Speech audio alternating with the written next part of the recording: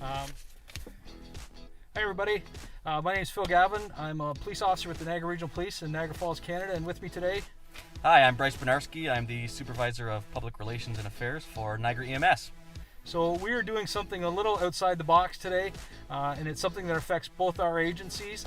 And so what we thought we would do is spend 10 minutes in a hot car so we can kind of bring that message to you, what the experience is like. And so far we're just about a minute and a half in, and the miserable has already kind of started. One of the reasons we wanted to talk to you about this situation is very often this time of year, like in Niagara today, we have a heat alert. Bryce, what's a little bit about what a heat alert means? Yeah, so Environment Canada will send out a heat alert once the temperature passes and maintains a certain ambient air temperature.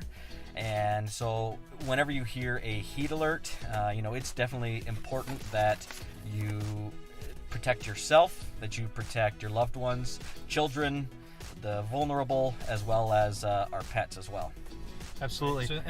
So one of the things we want to talk about as well is if we're going to talk about vulnerable people being left in a car, but we should also talk about what's often we see is animals or pets usually of the furry kind being left in cars.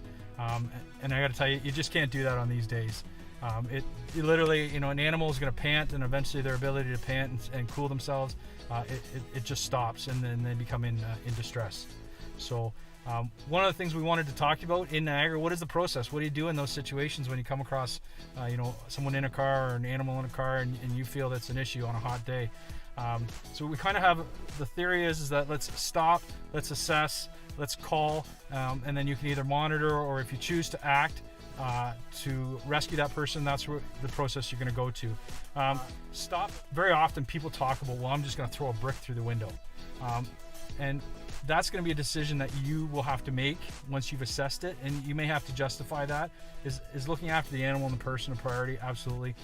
But we would suggest that throwing a brick through the window is not your first step in this process. Absolutely. And you can go back to the assess situation of that part, right? So if you can watch the person through the window and you can see if it's a child or those that are vulnerable, if you can make eye contact with them, they're following you, you can monitor that and assess it at that time instead of, like you said, putting that brick through the window.